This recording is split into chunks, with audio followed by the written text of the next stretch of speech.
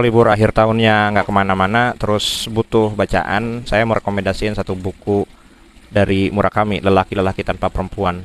Ada 7 kisah di buku ini.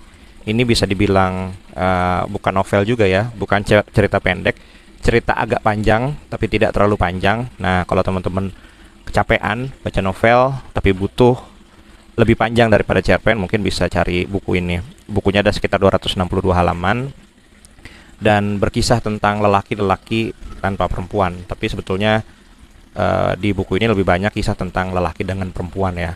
Tapi ya banyak hal yang, ya karena saya orang Indonesia, banyak hal yang nggak sesuai dengan konteks Indonesia. Tapi ya itu yang saya suka dari sebuah bacaan, terutama kisah-kisah yang seperti novel ataupun cerpen ya. Kita bisa menyelami orang lain, POV orang lain tanpa menjadi orang lain gitu ya. Kita bisa baca berdasarkan kisah atau penuturan si penulis gitu ya.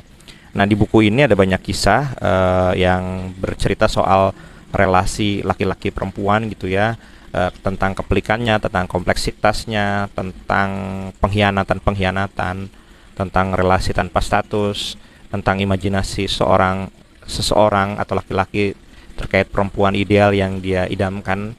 Dan lagi-lagi ya, kalau bicara Murakami memang agak nyentrik, agak liar, agak masuk ke ranah-ranah yang mungkin ya nggak semua orang di sini, bahkan saya sendiri mengalami itu gitu ya. Tapi catatannya yang seperti saya sampaikan tadi, lagi-lagi kalau kita baca novel, baca kisah, kita jadi tahu VOV orang lain gitu ya. Tapi ada satu kisah yang menurut saya agak relevan gitu ya. Ya lagi-lagi karena bicara soal relevansi itu sangat subjektif.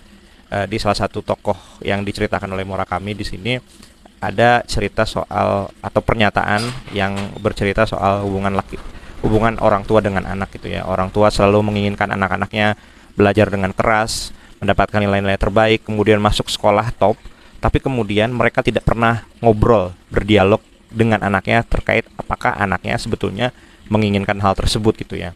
Jadi kalau guyonnya Murakami di sini, keluarga bahagia di mana orang tua dan anak masih bisa diskusi dan luar biasa sangat intens, itu ibarat ketika kita berharap skor hat trick di sepak bola artinya langka gitu ya. Nah, tapi kira-kira menurut teman-teman apakah memang apa yang disampaikan Murakami itu betul gitu ya, di tengah sekarang isu banyak selebritis, tokoh publik ataupun yang lain yang seperti keluarga bahagia tapi ternyata kisahnya justru memiliki pengkhianatan luar biasa, bahkan lebih gila daripada apa yang ditampilkan Murakami di novel ini.